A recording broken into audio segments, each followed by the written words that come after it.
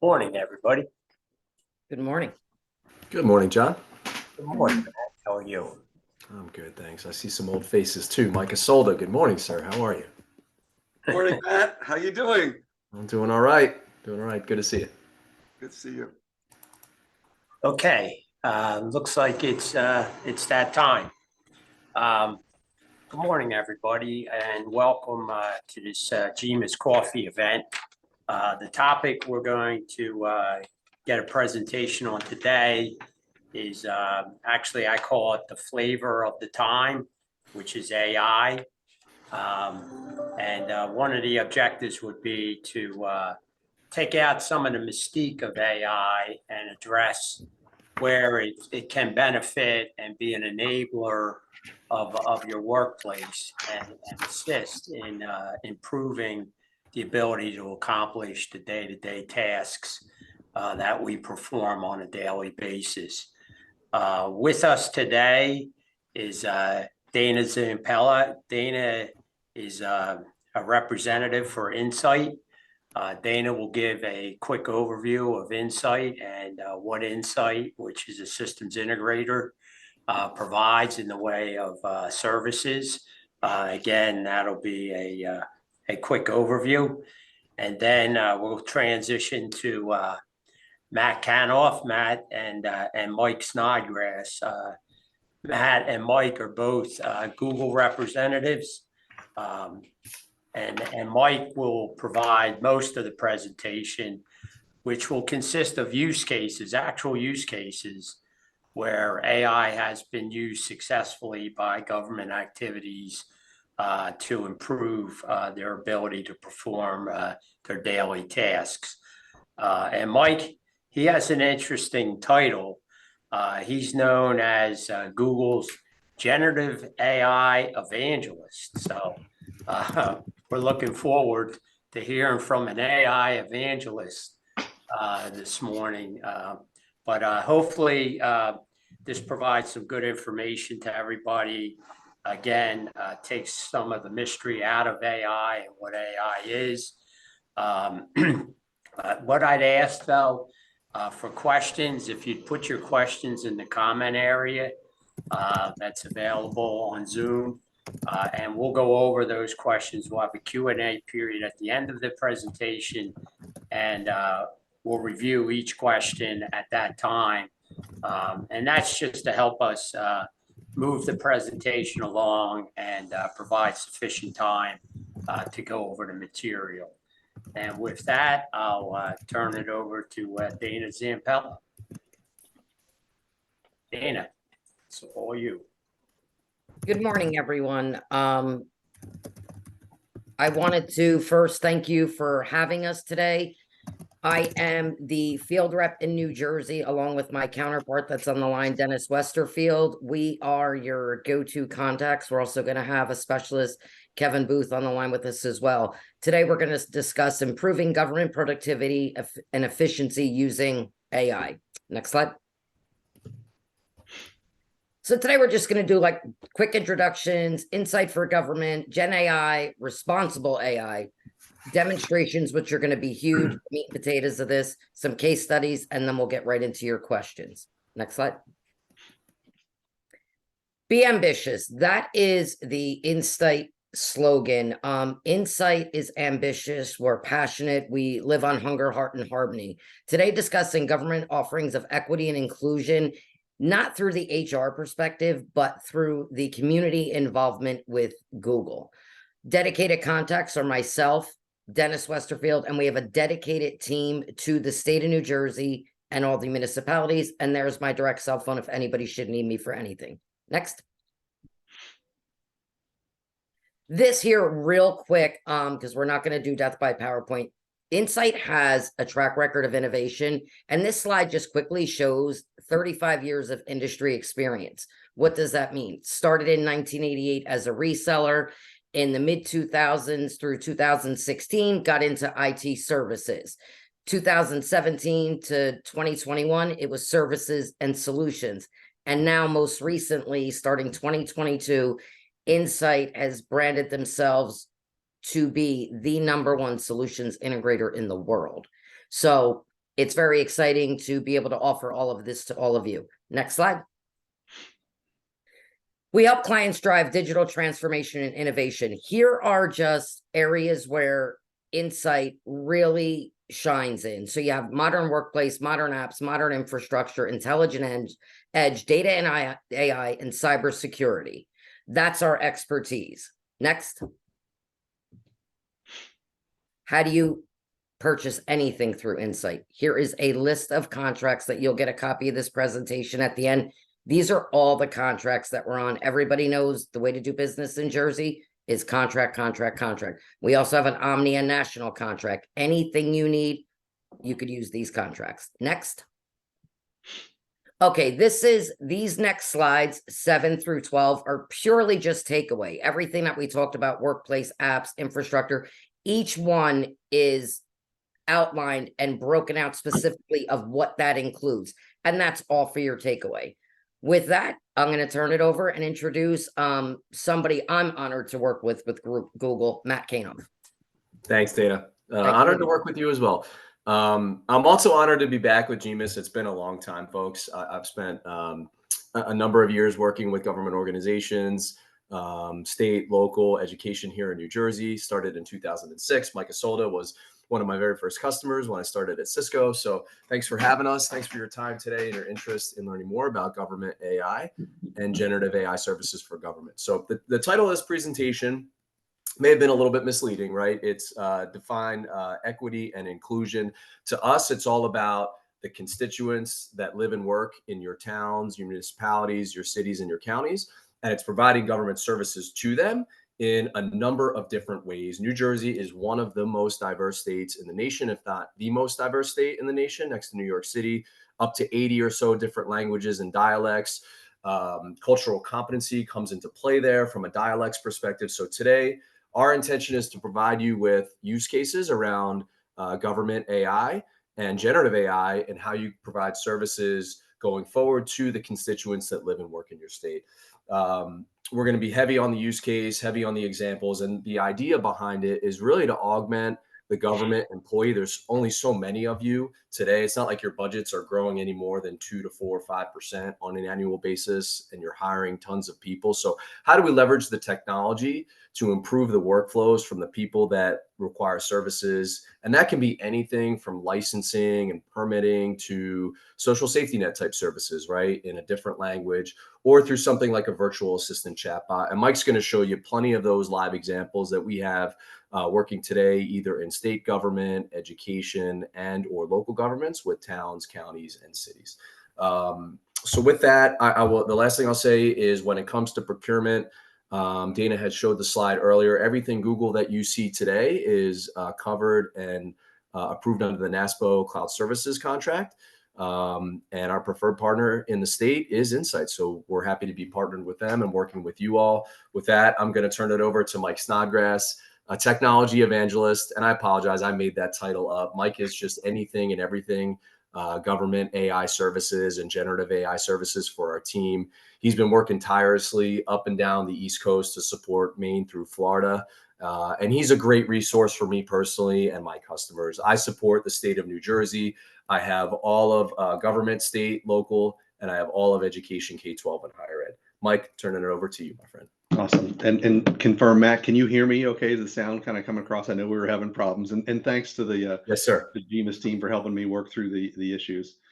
And John, thanks for setting the stage. There will be a lot of examples around AI, and AI is like the hot topic. I was just in Albany yesterday on a panel talking about AI. It's every conference they're talking about it. It's the industry buzz. So it's kind of an exciting time, but there's kind of a lot. I'm trying to struggle to keep up with the latest on everything. So it's really interesting. But I did want to focus on how generative AI, how AI can be leveraged by state and local government, higher ed. A lot of times we're using this to help with diversity, inclusion, kind of reaching more people from a state government, local government perspective.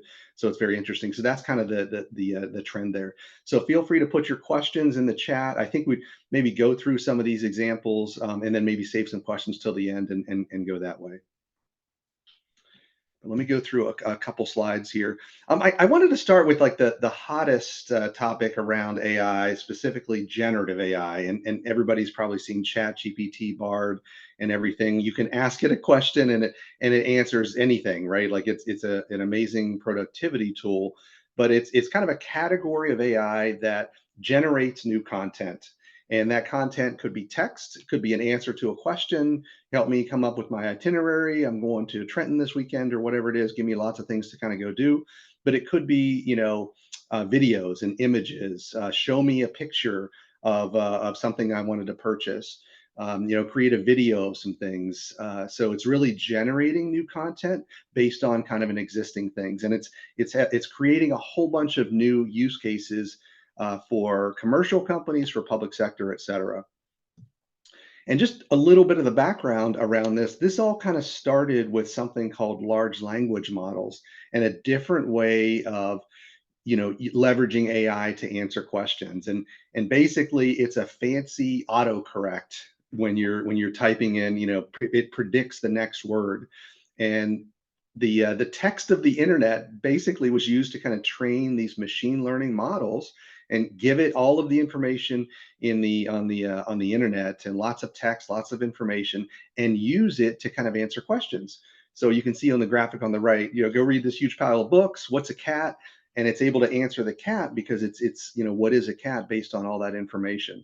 So it's really useful, these large language models. Now I can put those in context and kind of serve the public. So that's a little bit about that there. And what's nice is that, these are some new capabilities, right? So I can take this AI and I can put it into a chat bot and have a much more kind of conversational experience. Everybody's probably familiar with ChatGPT and Bard. Use that from a personal standpoint, but now from an enterprise standpoint, from an agency standpoint. If I go to a township's website and ask it some questions, I basically didn't have to program these things to do much. And I'll show you some examples of this. I can make it much easier for citizens to get information, have a conversation with the state, the local government website, et cetera. And you can even use this internally. I've got some examples on how that can work too. So that's kind of the generative AI piece. And I wanted to kind of factor in some responsible AI here before we kind of get into the demos. And, there's some risk with this technology, right? So what if I have a chat bot? If you go into Google Bard and you ask it a question, we didn't program it to say this thing, right? Like it kind of, answers on its own based on all the training that it's had. So there's a potential risk, right? Especially when you're looking at local government. If I provide the wrong answer to the public about something important that the local government is responsible for, that's not an area you want to be in. What if I have a biased answer, et cetera? So at Google, we have these AI principles, and you can see them kind of listed here. There's certain areas that in AI for sure that we won't even kind of go after, but there are, it needs to be beneficial. It can't be a biased answer. It needs to be accountable. All of these different principles that are there. And here's kind of the way this works technically behind the scenes. If you ask some questions of Bard, for example, and it hits any of these kind of responsible AI areas, if it comes across firearms and weapons, drugs, politics, legal, finance, there's a certain threshold. If the question or the answer kind of hits too high in one of these categories, it won't answer that. And that's just kind of a simple example of how you can make sure that some of these things answer the right information. Don't give, you can't say, hey, how do I rob a bank, right? It's not going to answer some of those things, but you need to take into account this capability for responsible AI.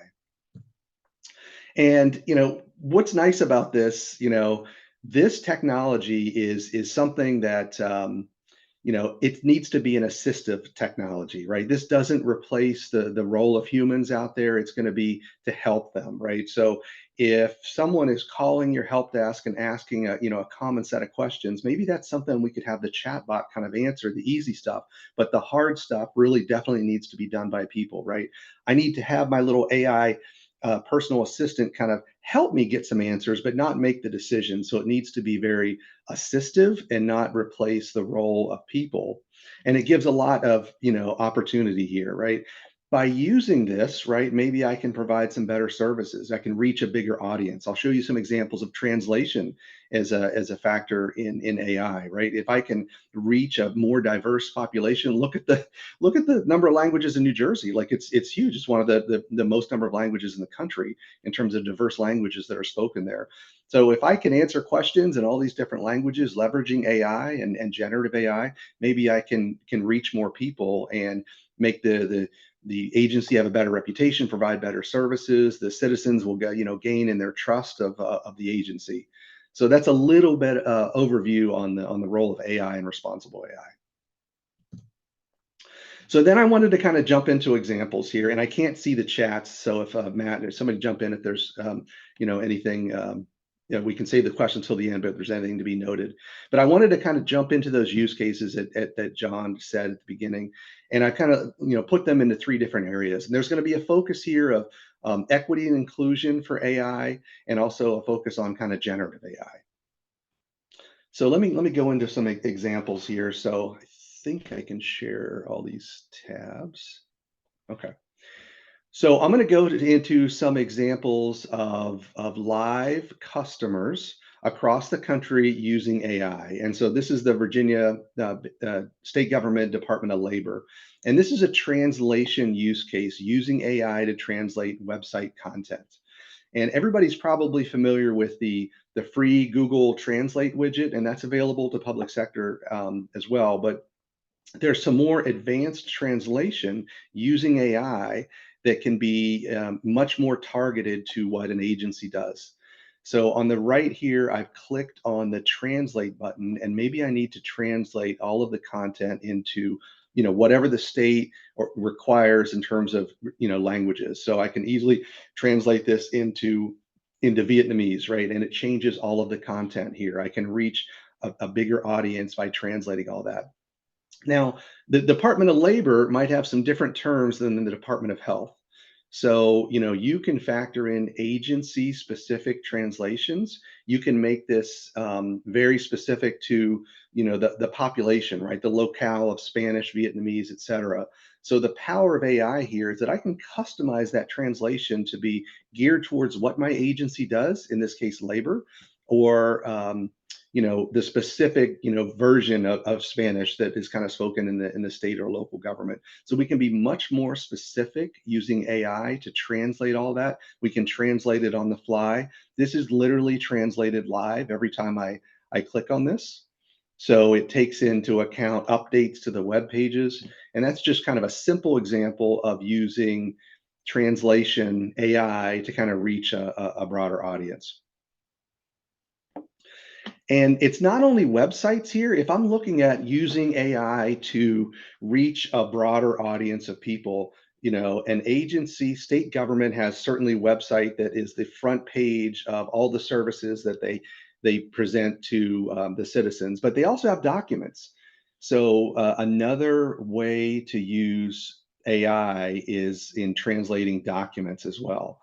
And this is another example of we've got this software called Translation Hub, Enterprise Translation Hub, and it's geared toward the business. So maybe I'm a person that is dealing with zoning and building permits, and I've created a form for the county, and I need to get it out translated into a whole bunch of different languages.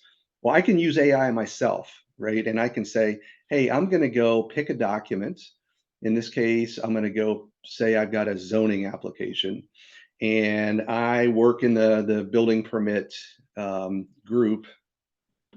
Did I not select that? Let me just refresh this live demo. This stuff happens. Okay, there we go. So as a business user at in a government agency, I can take that zoning permit, and it's in English here. And I picked Franklin Township. I picked a New Jersey example. I can bring this document up here, and I don't have to give this to a translation group. I can translate that myself. So I can come in here and say, here's my English form. Hey, Mike. Yep. We still see Virginia Employment Commission. Oh, so if you're sorry. trying to Thank show you. something else, Thank you. Sorry about that. I don't mean to Yep. interrupt you. when that train's going, I get out of the way. But Yeah, no. Please jump in. I can't. and Franklin Township's actually a great example because they're a longtime GMIS member and leader. Yeah, let me step back. Then I didn't realize I wasn't sharing. Well, good. You didn't see it. Didn't see it not work. No, we didn't. So here I can pick a file. I picked a zoning application. You're still not sharing. I can see you, but I don't. And everybody else, if anybody else sees something different, please chime in. But I only see Mike's video. Yeah, no, the sharing disappeared.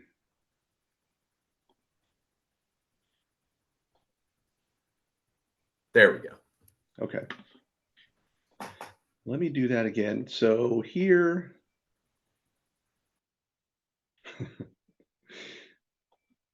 live demo not responding here. So it allows me to pick an application. Thank you. So here I picked, and you can see that, yeah, I picked a zoning application, and it's an English form. And maybe my goal is to get this translated into several languages quickly so that all of the citizens can fill out the zoning permit if they don't speak English. So I can take that form myself as a business user, and I can start a new translation. And here you can see I've got a lot of different languages to choose from to translate. So I could say, hey, I need to translate into Spanish and then Urdu. And this takes into account some advanced AI capability to help shorten the time it takes to translate these documents. So I could say, hey, by the way, I've got some specific terms here in Franklin Township that I've got. I've got this thing called a glossary. So I could say I can make this very specific to my my county, my agency. Maybe this is a health department, et cetera. I can pick a glossary here that's applied. I've got something called translation memory. If I've already translated a lot of these documents and we've got some good content, I can leverage that. And then I can, translate that quickly into different different languages. And what's nice here is that it keeps the format of the original source document. So in this case, it's the permit application. Maybe it's a Word document, a PowerPoint. We try to keep the format of the document in there and then translate the content. So I can look at this and say, okay, wow, I was, quickly able to get a Spanish translation out there, and maybe I need to publish this to reach a broader audience. And it was very easy for me to do that. And, it's, now I can just download the documents and publish that. But I also have the capability, if I need to, review some of the translation, I can easily come in and say, well, that's not really the right specific translation for, a couple pieces of the document. Machine translation gets you a lot of the way there, but you still want to factor in the human translation and review. So we've shortened the amount of time it takes to kind of review these, and we've got a better translation to start with. But I can certainly kind of come in here, review this. I can send this in email for some other people to review. Lots of ways to kind of factor in the translation. But at the end of the day, this is an example of AI from a translation standpoint, being able to kind of speed access to multiple populations and looking at different documents. And then finally, there's also the ability to translate. We can put this translation in devices, and you can walk into a DMV or to a local office. Maybe there's a county health department where people come in, right? They don't look at documents, they don't go to the website, they kind of come in and do services. We can put all of these translation services into devices, and this is live a lot of places in the country. Walk in, and you can kind of pick the language right on the device there. And it even does live translation of voices. So the device you see here, could be held by the person at your agency, and they could speak English, and then the person could, hear Portuguese or whatever language they want back. So we can make this very, point focused inside an agency, put these inside of an office, and leverage the translation from that standpoint. So translation is one area here. The other areas, while we were looking at documents, right? Let me make sure I share the right tab here. I'll go back here. AI can also be used, more than translation, but AI can be used around documents too. And again, these are some live use cases and examples. So, maybe I'm applying for benefits, and Matt talked about the safety net, social safety net here.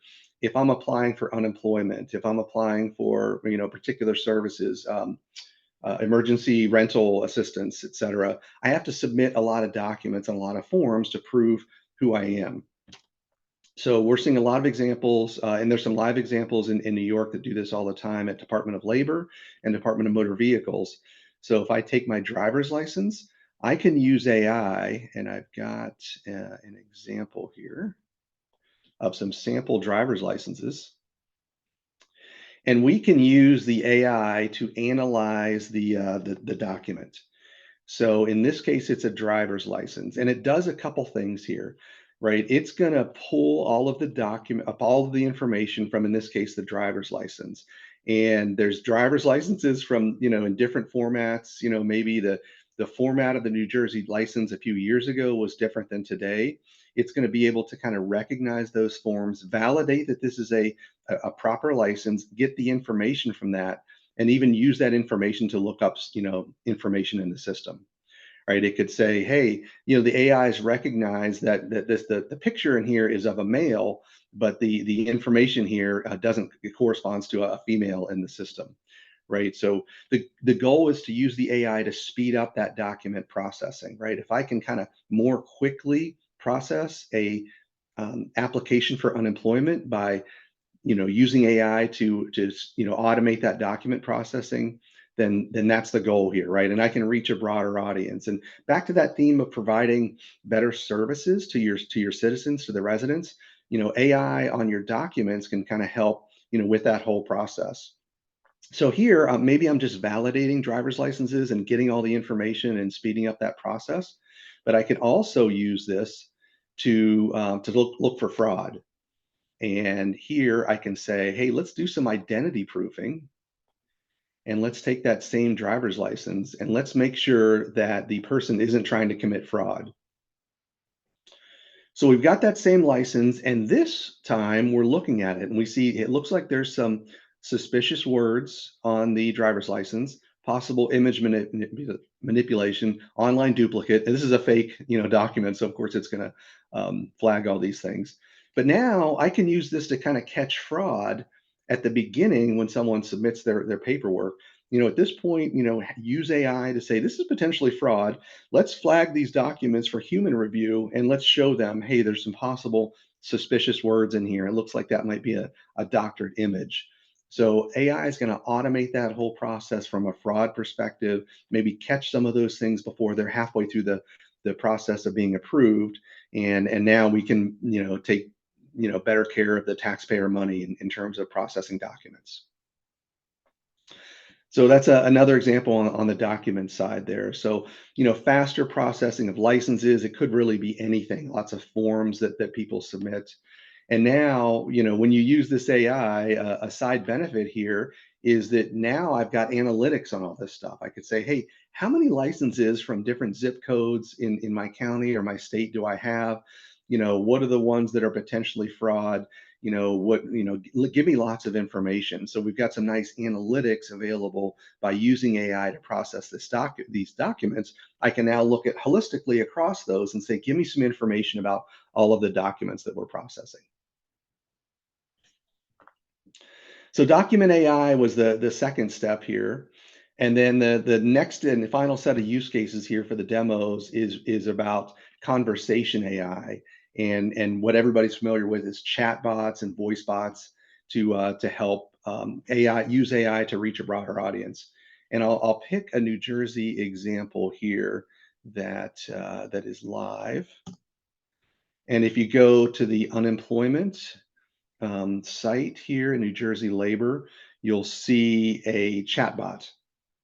So, now if a person comes to that front page of an agency and wants to, apply for unemployment, right? Maybe they're going to look at an existing claim. I think everybody's kind of familiar with this concept, using the chat bots to kind of reach a broader audience. So now I could say, look at all these things, right? It's very easy for me to check the status of my unemployment claim, right? I can kind of ask it lots of questions, kind of quickly get to the information. I don't have to search across the web page, take 9 clicks. I can just type in a question, get an answer. This is kind of a classic example of using AI to reach a broad audience and make sure that it's very easy for them to get your services. Now, this can be extended, with AI, and I'm going to use this example here in New York. So you can take that same bot. This is also for labor, and I need to refresh the page here. Sorry. And I can factor in multiple languages at the same time that I'm using the chatbot. So we saw some examples of the website being translated using AI. Well, why not put the AI inside of the chatbot too? So, I need to go make sure everybody knows how to apply for unemployment. So I can come in here, pick my language. I've done a lot of stuff with Haitian Creole lately. It's you know, a large population in the US speaks that. So I can now have them choose the language that they want. All of the content is translated from a chatbot perspective into whatever language is required. And that's another example of trying to reach a broader audience through that chatbot translating different languages. And this is just a simple, natural language processing and translation API use case. It's kind of built into the chatbots. But it's a very simple tool to kind of reach a broader audience. And now I can have, people with multiple languages in here, chatting away with the chat bots. But it's more than just the chat side of things. Let me go here. I've got an example here. This is a live example in Georgia for a voice bot. They also have, the Georgia Department of Labor has a chat bot. It looks just like New York's. It's speaks multiple languages from text, but you can factor this into the voice bot as well too. And just to show another use case example of how this is done, they didn't have enough people to answer all of the calls that were kind of coming in to the Department of Labor. So their big problem a couple years ago was just being able to answer every call. So by leveraging, voice bots, that could scale, right? So if there were 100,000 calls in one day, these are all cloud-based, so it can answer all the calls and maybe answer some of the questions and direct them. And what I wanted to show here, and you're welcome to kind of call that number, you're speaking to a virtual agent when you call here. It's multi-language, these questions that you can ask, etc. And let me just play this video, and Matt, let me know if the sound comes through okay. Yep.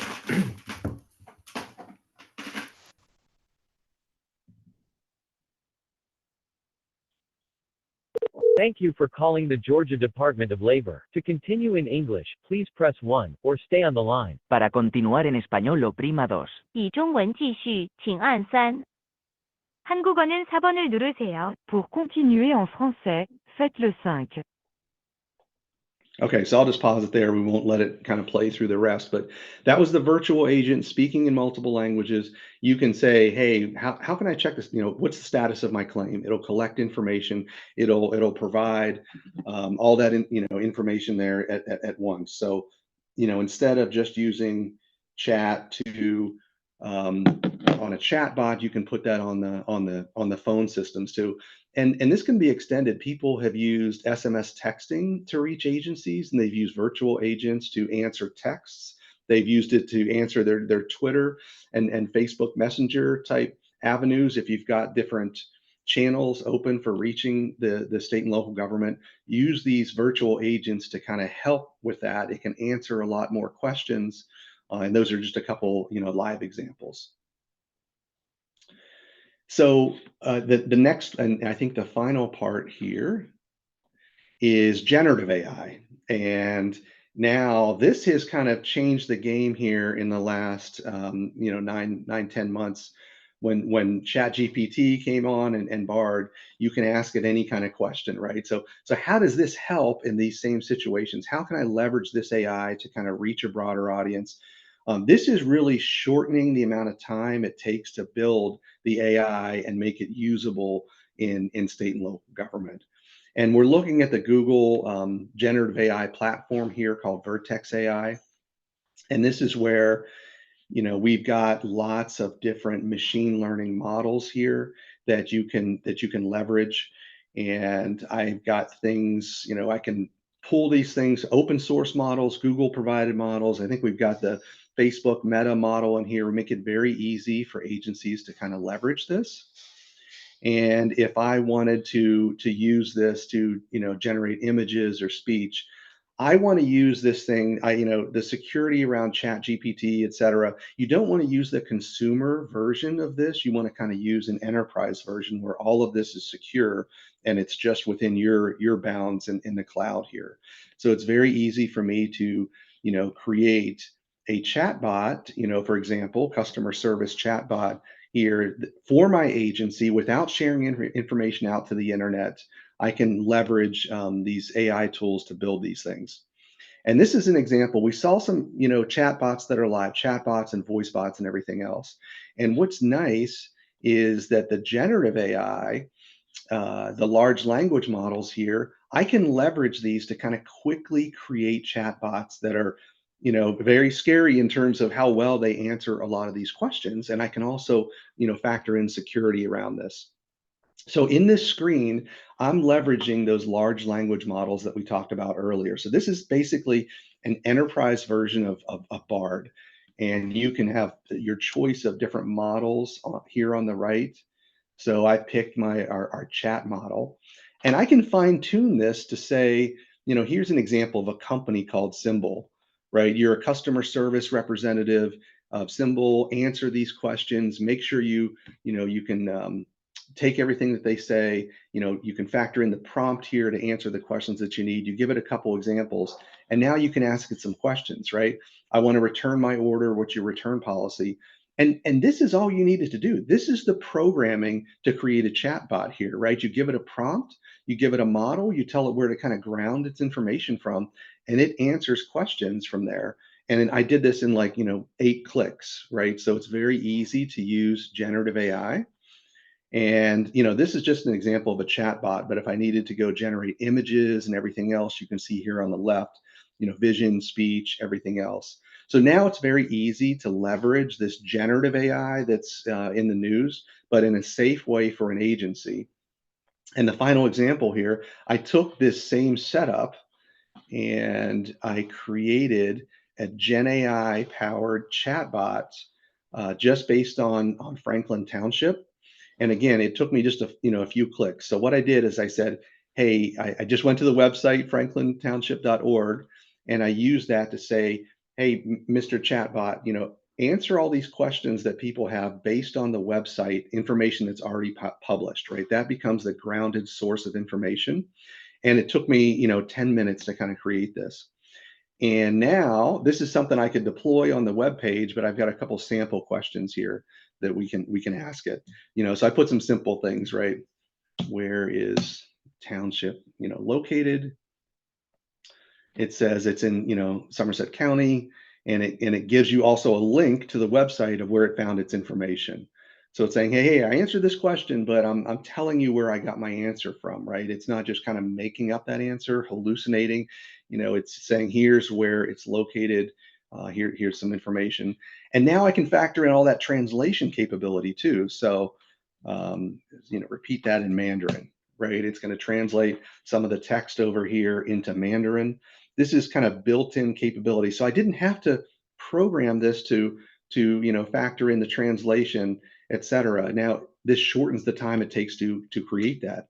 And now it's much more conversational when I chat with the agency website. So and let me know if there's some examples. We could even factor in some questions to go ask the bots during the session. Tell me some things I can do in the township, right? You can visit apparently 6 Mile Run State Park, all these different things. So it found this from the website, things to do in there. Maybe I want to increase tourism into the county, the township, whatever it may be. They make it very easy to say, yeah, I definitely want to check that. And you could say, well, tell me about some restaurants. So it's doing some follow-up here. It knows the context of kind of things to do, and it puts some restaurant examples in there to go to. Five Loaves, not familiar with some of these places, but it used that from the website to kind of help people answer some questions, right? So that's a tourism example, very simple things. How do I get a building permit? We saw the zoning application example that was there. Maybe I need to make this more conversational about the building permits. So, to get it, you need to fill out a form. Here's where it is. You can go to the office online. It summarizes all of that information. It's using those large language models. It's generating the answer to this based on the website. And here's where it is that you can click on to get the information. And then it's got some capability, right? Maybe, I need to have this information summarized, for my records, if I'm within the township. Looks like it didn't give the answer I was expecting, but it does summarize those conversations into something that I can use. But that's a quick example of using that generative AI to answer a lot of questions, add languages in there. I didn't have to really tell it, what the answer to the question is. All of these, answers are already most likely on your website anyway. So use the generative AI to quickly create a front door in here. It could be, build a chatbot out there that in just a few minutes that answers questions based on your website. This might help people when they ask questions of your government agency, like, oh wow, I got a lot of really good information quickly from the chatbot, and that helps reach maybe a broader audience. Whew. Okay, so that's the I think I've spoke for 30 minutes straight there, but that's an example of all of the. Let me get to the web page here.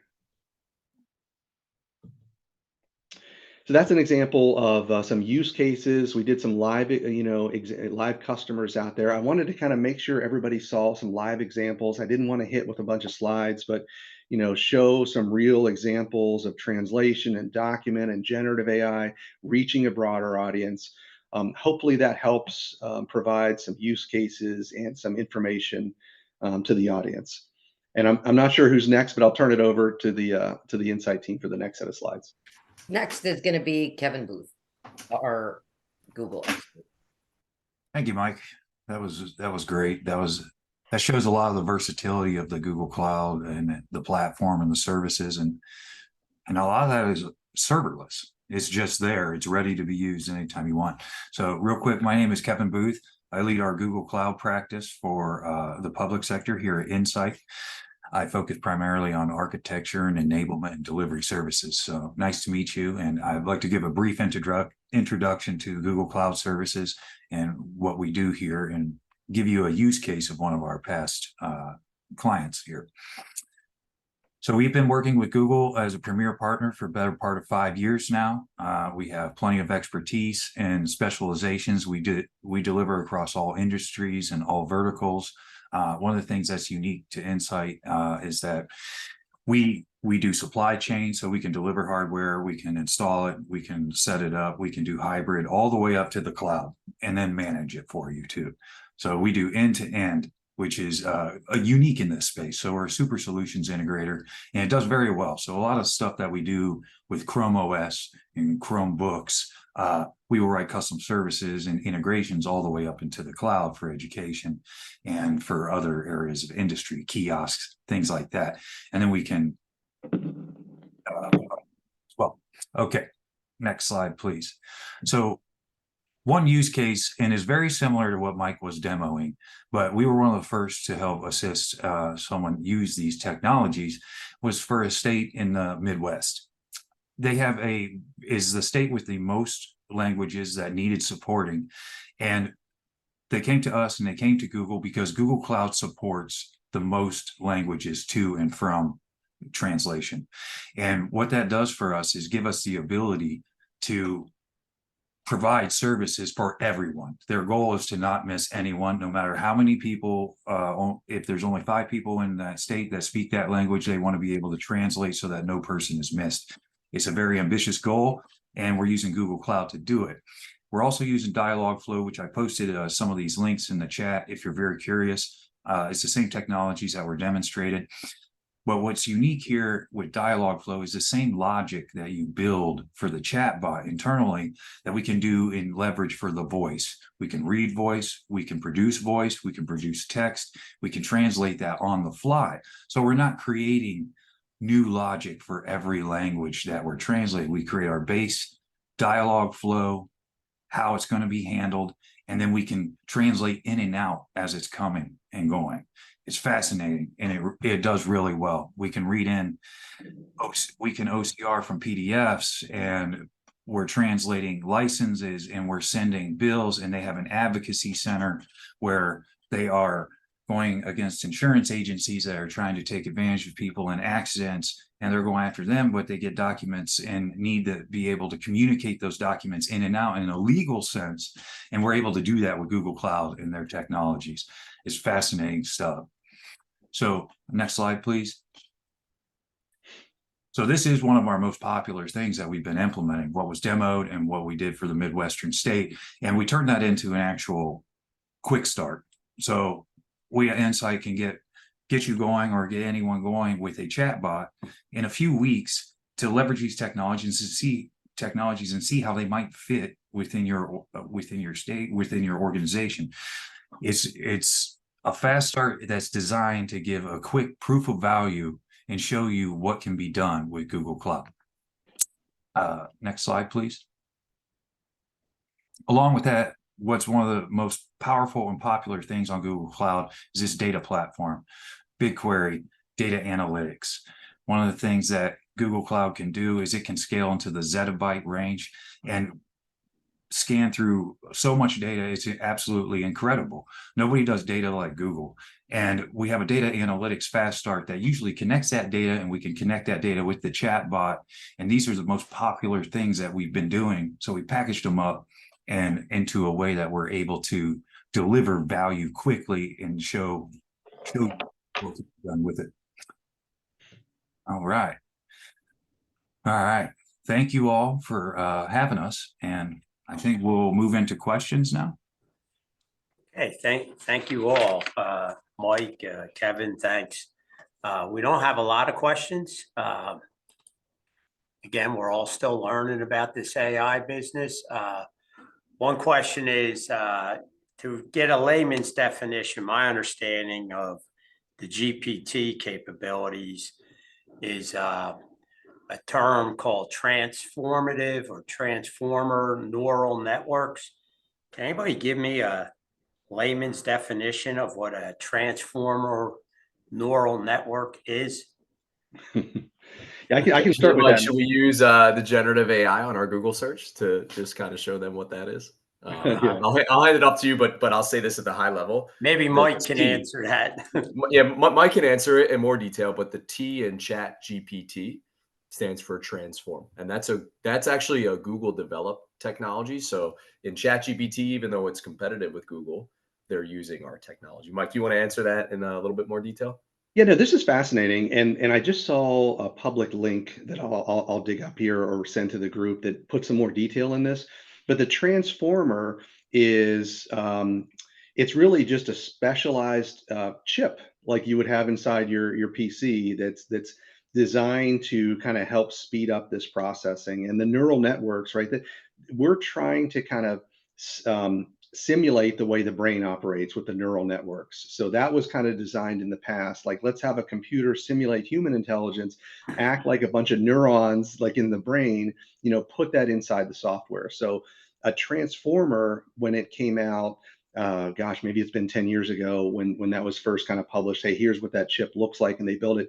And you can go to the New York City office and see one. Like, I actually saw one. Like, it's massive. Like, it's the size of your desk, right? And I think it's a older version, a couple versions back, but it's designed to kind of look at, so say I'm trying to analyze text, right? I'm trying to translate a paragraph, right? Maybe a chip in the past that was just a normal central processing unit and not a tensor processing unit. Maybe it would translate one word at a time. And then you might miss the context of that whole paragraph, right? I like this example. So the tensor processing unit is designed in such a way to look at the whole paragraph and say, hey, you know what? each individual word doesn't come up to the total of what that whole paragraph means. So they have an architecture that kind of helps look at, kind of the bigger picture all at the same time. And I think that's what's helped OpenAI and all the different innovation in the last couple of years, is having enough of the right processing capability to kind of look at all of the text on the internet and predict that next word. So hopefully that's a layman's example enough, John, to kind of explain. Yeah, that's pretty interesting, actually. Yeah. The other one was, and Kevin answered this to some degree, is how do you incorporate this into your website? I mean, if you have an existing website, County of Morris, in this case, it was Lakewood Township. The question is, how would I incorporate this into my existing web page? Okay. Oh yeah, no, I see the question there. So it's the way you put the chat bot on the web page, and let's use this example right here so we can see the is that showing up correctly? Yeah, so the chat bot on the bottom of the page there, that is just JavaScript. Right. So there is a shell on your HTML page. You insert JavaScript into the body of the web page, and the JavaScript kind of calls the cloud service. So it's easy to deploy the chatbot on the website. It's about 10 lines of code that you put on your web page. And then all of a sudden the chat widget's up there. It's configurable. You can put different images and stuff in there. But in terms of deployment and incorporating into your website, it's just JavaScript code that you put in the body of the HTML page. Okay. Okay. Let me see. And then there was a couple of comments, and someone put up there that they launched a chatbot called Bloombot recently, and they see that it could be useful in their police department for document translation and processing, which you went over, Mike. So I don't know if you want to elaborate on that, or Can I, John? So this is John Gee. I put that there. We just actually launched our chat bot for our website. The case scenario that I'm interested in and maybe exploring is for our detective bureau to use. I like the scenario you show where they're translating and trying to catch false information or any flagged information from a license. So a detective bureau in the police department, I think that would be useful for them to scrub documents. Do you have any case scenarios where detective bureaus or police departments are using such AI? Yeah, I know we've talked to NYPD about these examples. I know we have some police department criminal justice examples. I can't think of the ones off the top of my head, but we can get you some information on maybe some live customers or use cases. Okay, and how would that work? Is it just an independent platform that the police would scan the document and then let AI do its thing, and then there's a human interaction with looking at closely to the document? Like, how would I deploy it or even entice the police chief to use this technology?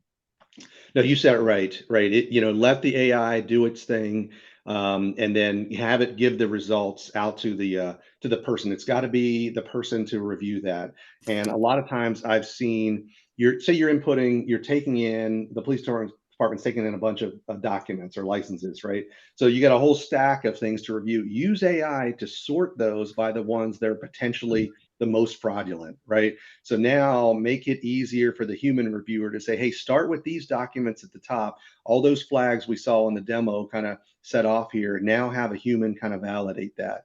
And if they and then other times I've seen it like, hey, sort it the other way. Give the ones that are most likely a good to someone that can go process those. It's past all the flags, still have a human look at it, but if I can speed up the processing of the good ones and take the fraudulent ones and say, hey, we need to kind of double down on our human efforts in here.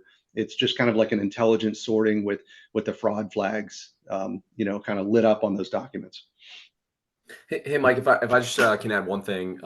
You asked for examples, and we're in the process right now. Our biggest customer in New Jersey is Department of Homeland Security and Preparedness. So that they use Google for cyber analytics, think threat intelligence, all the security incident and event management. And they've made an investment in the translation API. So it hasn't been deployed. They just made the investment like a month, maybe 6 weeks ago. So they're in the process of deployment. And the first use case is going to be on their websites. And then the next one will be on documents. So more to come there. But that's right here in our home state of New Jersey. It's one of the biggest and most visible departments. And from a cybersecurity perspective, I feel like it doesn't get any safer than that, right? From a vetting out our cloud and our platform perspective, we had to go through rigorous cyber testing and vetting to be, their lead partner. So they build everything, all their cyber analytics tools and threat analysis is built in Google Cloud. Thank you. Thanks, Matt. There was also a question, there's always a question about money. Is what's the typical cost to have services, either Google or Insight Services come in and assist with adding generative AI capabilities to existing websites or processes? So Dana, do you want me to go first? I'll be quick and then I'll hand off to you from a management implementation perspective. At Google Cloud and in government, John, we're fairly unique in that we have an offering called subscription agreements, static predictable payments. So for a fixed price, the websites that the local governments can, map to these APIs into their workflow. And then, it's not like consumption based. We do have 3 models, right? We have a pay as you go model, which is on par with some of the other public clouds that are out there. But the subscription model truly is use case and technical requirements based, and then it's fixed for a monthly cost. So it depends on volume, right? It's hard to answer without knowing those technical requirements, the use case and the volume, how much that's going to be.